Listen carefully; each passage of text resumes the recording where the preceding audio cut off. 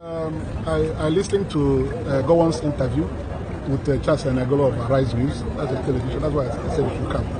I listened to him, and I felt so sorry with the things he said. The reason being that at 91 years of age, I shouldn't be joining issues with him. But I remember that when Babangida launched his book and made revelations in that his book, I was on television again, I think it was Arise News, to speak on the fallout of that book launch, wherein I challenged Gowon to write his own book about the Civil War. Because Babangida stated clearly that the coup wasn't an Igbo coup. The Igbo people have suffered gravely because of that coup. A coup that was plotted to bring Awolowo out of prison and make him president of Nigeria. The actors had written their books, and that was their common program. And the coup didn't succeed. And the Igbos have been put to the wall because of it. I felt that with Babangida's clear statement that it wasn't an Igbo coup, and he named Yorubas and Northerners that were part of that coup, it was a big relief to me, and I challenged Gowon to write his own book, so Nigerians will read. So I was therefore disappointed that yesterday he granted an interview which showed the sign of dementia on his part. At 91, he appeared to have forgotten the things that happened. But some of us who worked with Ojukwu and interviewed him and got the records of what happened at that time disagree with all the things he said. One is that it was a big lie for him to say that the war was not against the Igbo people of Nigeria. What can be further from the truth?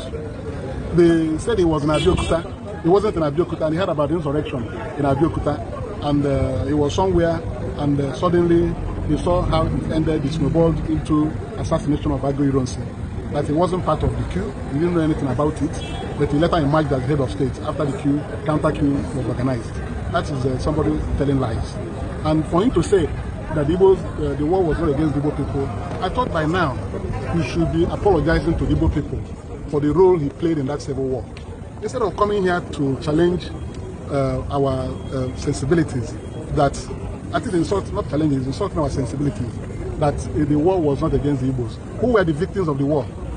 The counter-coup was a cleansing of the Igbo officers in the Nigerian army. Igbo officers, you know, he couldn't say those who were killed from his own Plateau state or part of Nigeria in the counter-coup. He couldn't say that. So it was a reprisal coup against the Igbos, and the Igbos were not only killed as military officers, their businesses were destroyed across Nigeria.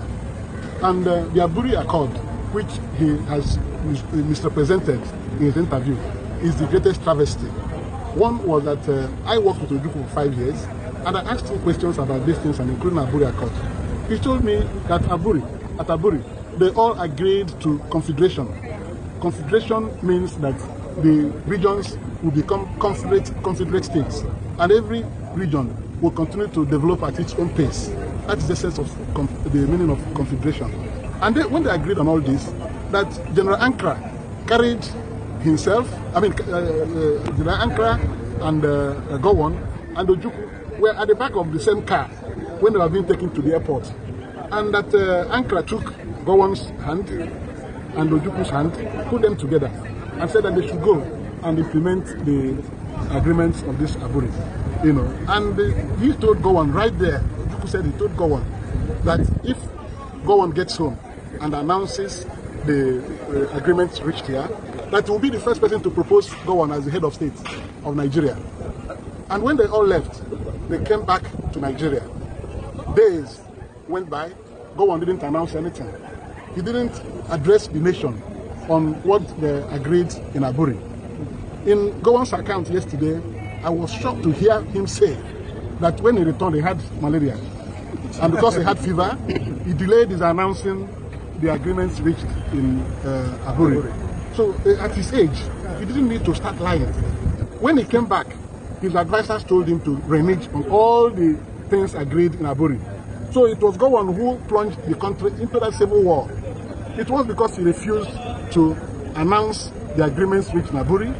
Ojukwu waited for him, and things were not getting better. And Ojukwu now, I don't even think that he made a formal broadcast. He leaked the agreements reached in Aburi, and he was still waiting on Gowon to do the needful. Gowon now said that if Ojukwu had not said the things agreed in Aburi, that there wouldn't be anyone that he would have said the same thing by himself, but if not for malaria that he was suffering from. So I think he has not done what he should be doing at this late stage of his life. It is time for him to begin to speak the truth, to heal the wounds of that war. Everybody has moved on. The war is 55 years today that it ended. But to come back at 91 years of age and tell these obvious lies means that he is not thinking about how to leave Nigeria in peace. He said he fought for Nigeria to be one. That's what he said. That the reason for fighting the civil war was to keep Nigeria as one. Is Nigeria one today? Nigeria is not one today. The president was in Benue yesterday, where people of his own zone are being slaughtered on a daily basis in the past years. So what has he done to make Nigeria a better country? So I think that I still challenge him again to write his own truthful account of what happened in Nigeria under his watch, so that truth is an open word, conscience is an open word, only the truth will heal it. So he should stop running around. Let him come out boldly and say sorry to the Igbo people of Nigeria. Because remember, the coup brought out Awolowo from prison. And instead of using Awolowo to unite Nigeria, he brought him and made him Federal Commissioner for Finance under his government. And they started driving economic policies that were aimed at exterminating the Igbos in Nigeria. So he was the person who laid the foundation for all these problems we're having. And he was the one who brought the Southeast, the Igbos and the Yorubas, at crossroads. Mistrust came in because Awolowo was released by Ojukwu after when the problem of Biafra was declared. So in trying to gather people, he now brought Gowon. Instead of uniting the country, he made him Federal Commissioner for Finance. He knows the purpose for that. And we have paid dearly for it. We don't want to be insulted more, because doing these things will aggravate our wound. We want to bury the wounds of the past. So let him stop speaking. If he doesn't want to say the truth, let him go and write his own book, so that when he's no more, his book will be circulated and he will be judged. Ojukwu is not alive to join issue with him. When Ojukwu was alive, he was talking. Gowon refused to talk. And now that he's talking, it's very unfortunate. T.Y. Danjuma is still alive. He was the one that led the arrest of Gowon, and his unfortunate, and his unfortunate assassination. So I don't know what T.Y. will be thinking after hearing Gowon that he wasn't part of the coup. I didn't know anything about what happened in Nigeria, and suddenly saw himself as head of state of Nigeria. How can somebody say this type of thing? So what is he trying to say for us to believe? So thank you very much.